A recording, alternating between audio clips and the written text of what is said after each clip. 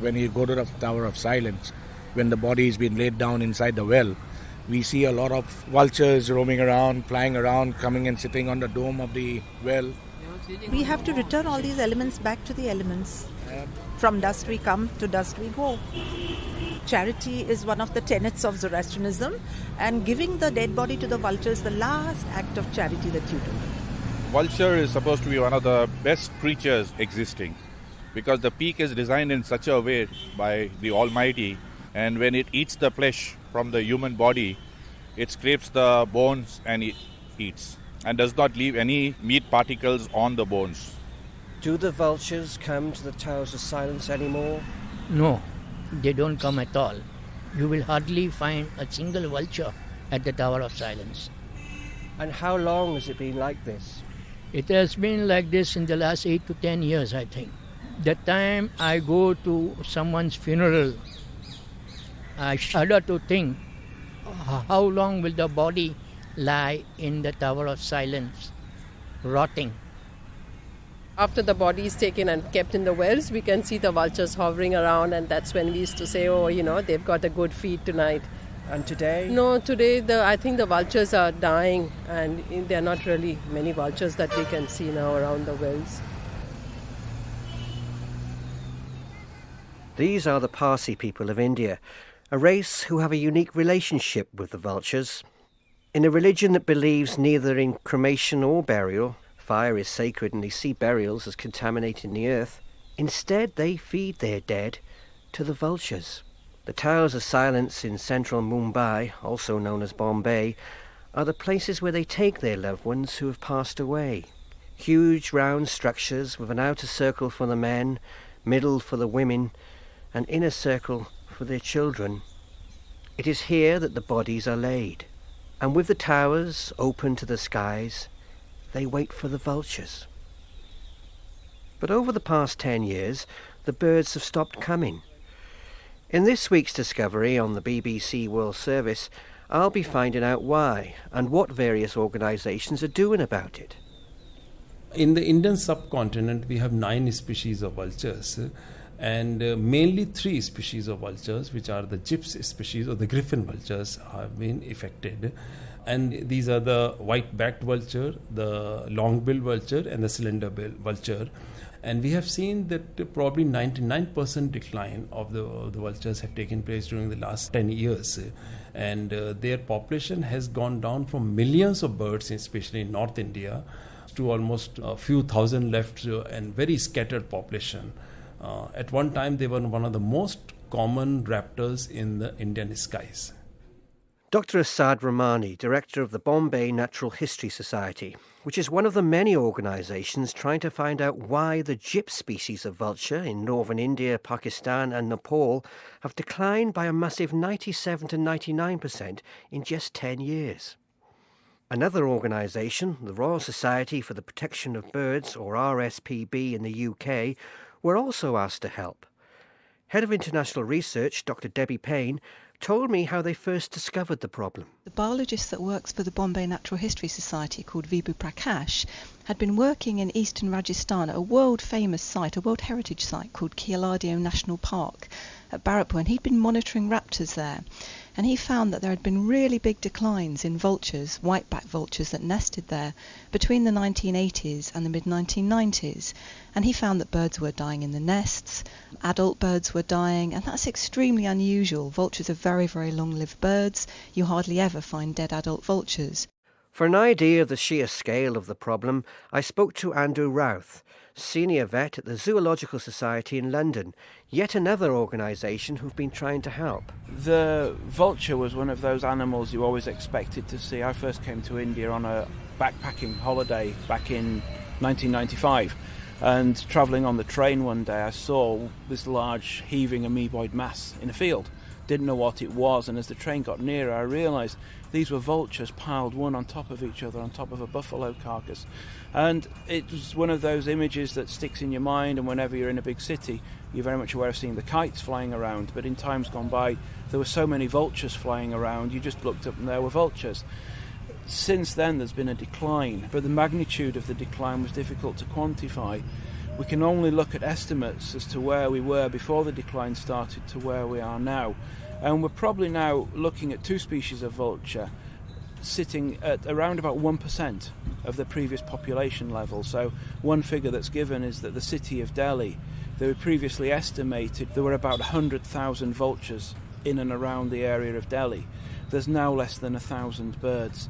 And the city that we're in at the moment, in Ahmedabad, we're probably only down to less than 100 birds in the city at the moment based on recent surveys. That population decline has occurred over the last decade or so. And that decline, I think, is probably unprecedented in terms of species decline in history. But what is killing the vultures? A number of causes were suggested. There were all the regular causes, such as changes in habitat, and these were looked into, but the habitat hadn't changed markedly. We've still got all the potential food there, we've still got the potential nesting sites.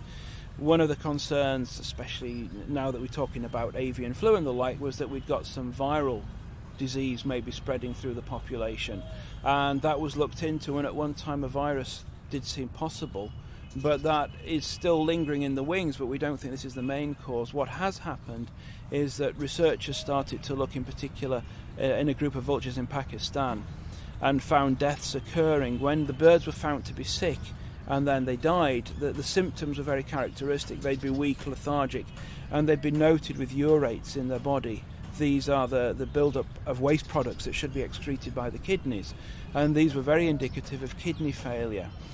Research was then done looking at levels of various potential toxins, and one appeared, which is a drug, an anti-inflammatory drug used in people for arthritis and used in agriculture over here in India and Pakistan and Nepal for the treatment of animals with inflammatory disease, infection and the like, to alleviate pain and to reduce the inflammation. That drug is diclofenac, and that drug was found as residues in the carcasses of the vultures that had died with this kidney failure, but a number of other birds that had died for other reasons, such as hitting power lines and the like, they were examined and there was found to be no diclofenac residues at all in there. So we have this remarkably strong correlation between birds with the symptoms finding the diclofenac there and birds with no symptoms having no diclofenac residues. So the vultures are being poisoned by the drug diclofenac. But how is the drug getting into their system, and why? I went out to witness the plight of some of the animals that were to become food for the vultures, and here, it seems, were the answers. Across the great plains of central India, and a herd of cattle wander aimlessly, hopelessly undernourished. Many of them, their rib cages are clearly seen, and the bones on their rump move from side to side as they walk so slowly. Many are riddled with disease, and I spoke to a local farmer who said that he takes them to the vet, and it's there that they give them a painkiller just to ease some of the symptoms. Kanda Patel, you run this farm. Can you tell me what you do if one of your cows is ill or needs treatment? What do you do? We ring to the doctor, and he come here and he prescribe the medicines, and doctor will treat the cattle. Do you ever give the cows any painkillers if they have pain? That doctor knows better than me.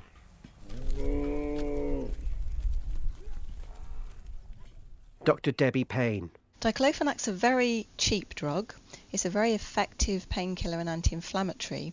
And in rural areas across India, the majority of families have a buffalo to pull their cart, they've got a cow to milk.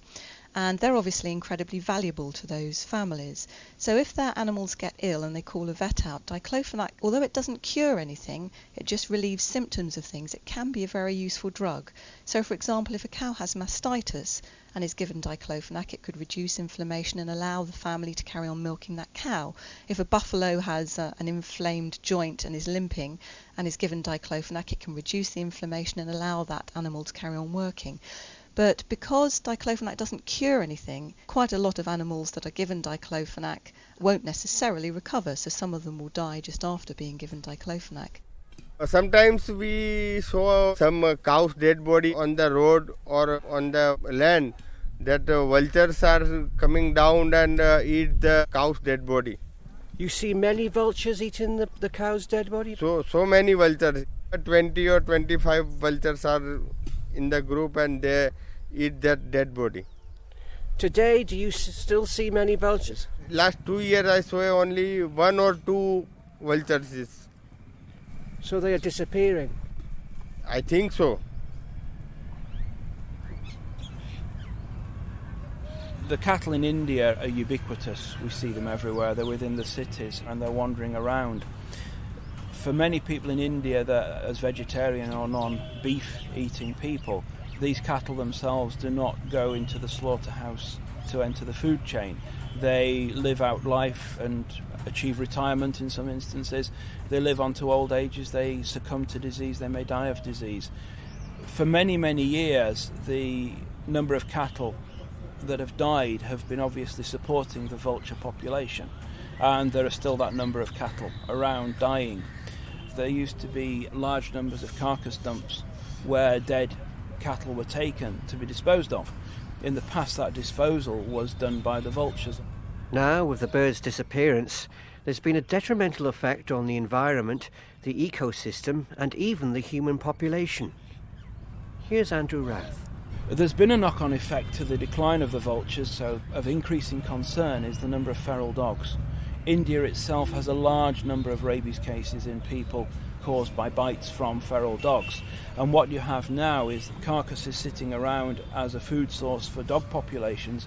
Those dog populations are felt to be expanding, and with that comes the concurrent increased risk of rabies bites causing problems within the human population. So the disappearance of these birds has far-reaching implications for everyone in India. But one question puzzled me. Why is it that it's just the gyps species of vultures that are so severely affected? What is it about these species that make them so vulnerable? The gyps vultures, when you look at them such as we have here in the aviary, you can see they're the absolute classic vulture that you see on all the photographs around the carcasses. They've got the really big beak, and they've also got no real feathers right the way down to the base of their neck. This is because they're the birds that get to the carcass and go into the carcass, into the body cavity first of all. And there's two possibilities as to why the gyps have declined in particular. One is that through their feeding, by going into the carcass, they're taking out internal organs where the diclofenac may be concentrated in a greater level than other tissues in the body. The other is that in themselves the gyps as a genus may be particularly sensitive to the drug. That's recognised, say, in the difference between dogs and cats. You can give a cat one drug which you can't give to a dog and vice versa. And so we may be looking at a specific toxicity for these from the drug. So it's obvious the drug diclofenac needs to be removed from the environment. But getting such a widely used drug withdrawn from farmers or veterinary practices can be a very long process, with wide-ranging economic and political consequences. Again, Dr. Asad Rahmani of the Bombay Natural History Society. We are also trying to ban the diclofenac as a painkiller for cattle. Certainly for livestock, we would like to see that the substitute is found and the diclofenac is taken out from the shelves of the Indian market. I spoke to Debbie Payne about finding a substitute to diclofenac, which is a type of non-steroidal anti-inflammatory drug, or NSAID.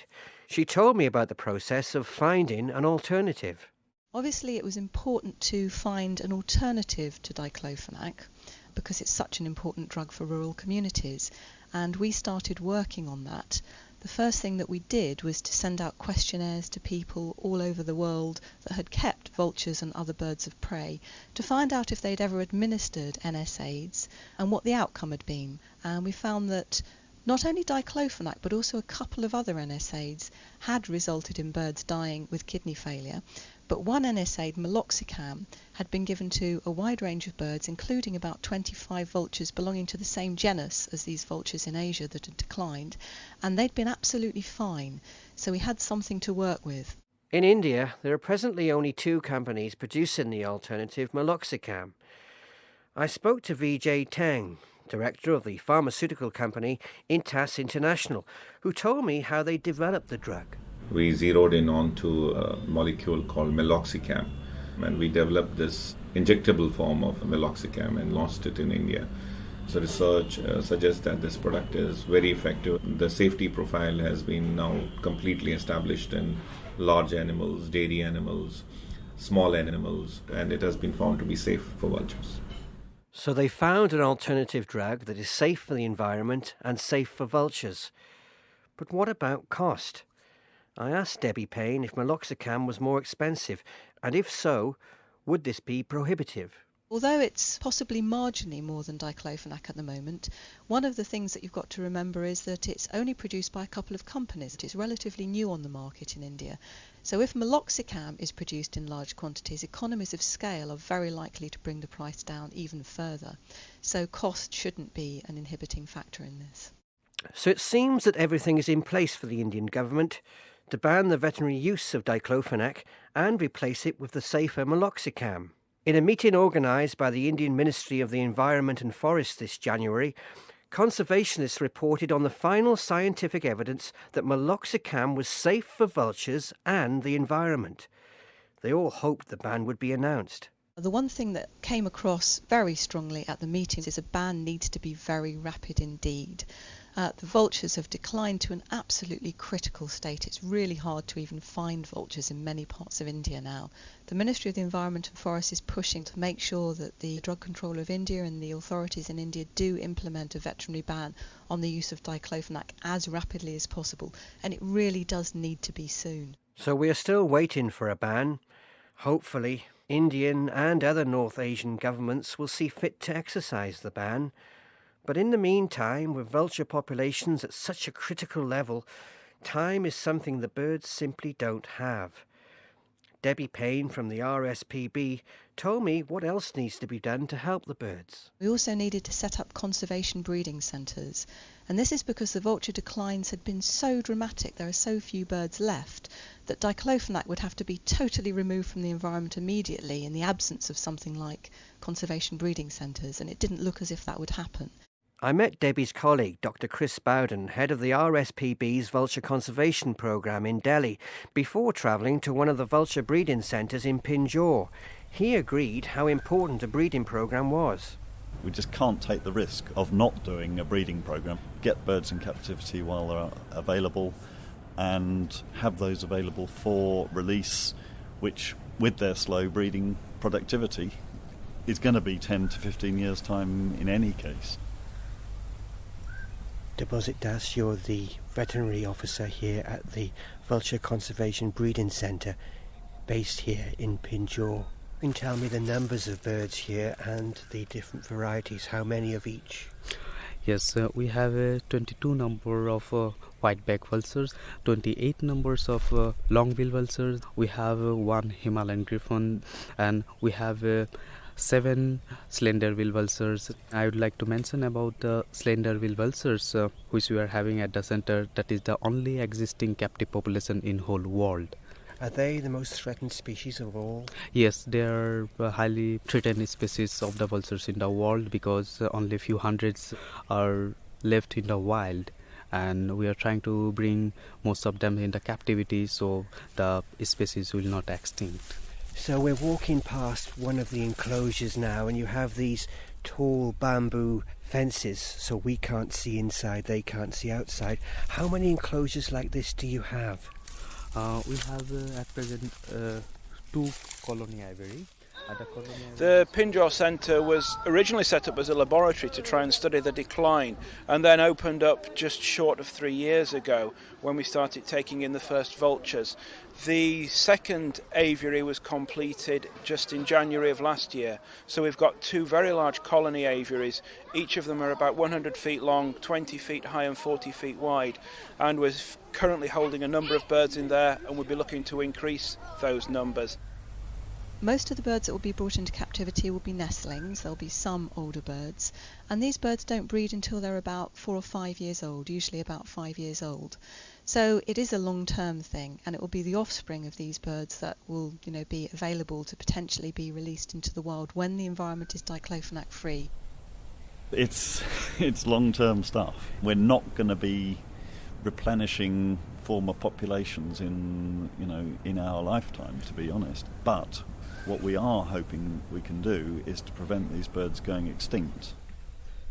It really is very sad, isn't it, when you look over there at the bamboo enclosure and just catch a glimpse of this great bird through the gaps there and realise that the bird's cut off from the rest of the world just to survive. Even its food has to be quarantined for a week.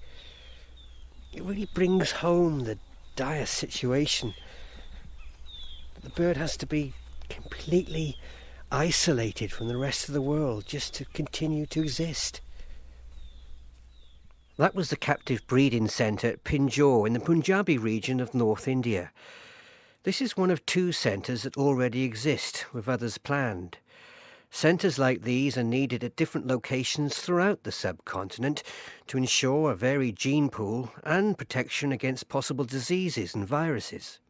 Essentially, the captive breeding programme is an emergency long-term plan to at least protect these species of long-lived and slow-breeding birds until a diclofenac-free environment exists and they can be released and hopefully start to repopulate. But as we've heard on Discovery on the BBC World Service, hopefully these graceful, majestic, mysterious creatures will return to be seen at least by future generations. Until then, the Parsis will have to wait. Since the disposal of the bodies are directly related to vultures, disappearance of the vultures is definitely creating a problem. We have been told that this is a problem that's been going on all over Asia. Partly, I think, as a result of the vets using diclofenac, which is killing off the vultures. So now we have turned to using solar energy to dispose of the bodies. But that, frankly, doesn't do a very good job, especially during the monsoons when we don't have any sunlight. It does affect the older population over here. Their ancestors were eaten by vultures and they would like themselves to be, The vultures don't come anymore, and I don't think they will ever come back. How does that make you feel? Well, sad, because our tradition will go away. The way the Parsis have been disposing of the bodies. Though many people laugh at us that we are eaten by vultures, but that's the cleanest way of disposing of the bodies.